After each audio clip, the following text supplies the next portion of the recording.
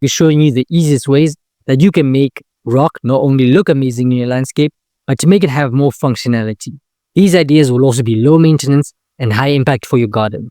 The first thing that we can look at is basically using rocks as a retaining wall. Like as this image shows over here, the retaining wall actually helps to keep the soil back and prevent things like soil erosion. And the next thing is a beginner-friendly idea. If your garden beds look blurry and don't need fancy plastic edging, this idea is for you.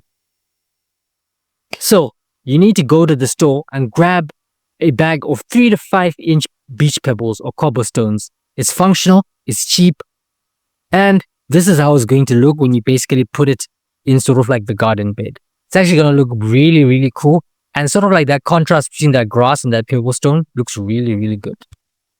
Right, the next idea is basically to embrace the puddles. We all have that one spot in our yard where the rain gutter turns the yard into a swamp. Instead of fighting the water, embrace it. Dig a shallow S-curve pathway from your downsprout and fill it with a mix of river rock. Do you know what happens when you do this? Let me show you just now. So it basically turns into a dry creek bed. This is like when it rains, it manages the runoff and keeps your topsoil from washing away. It's the easiest way to turn a drainage problem into a design feature.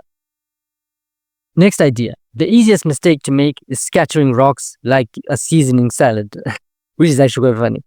It just looks messy, and instead, try the island method. Let me show you just now what that looks like.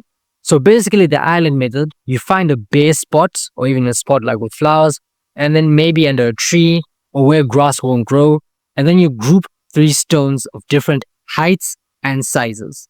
Dig up the soil and bury them a bit so that they look a little bit more natural when you're in your garden. If you want to learn how to design the full process of your backyard design, just grab on over into the link in the description and you can grab the landscape design blueprint.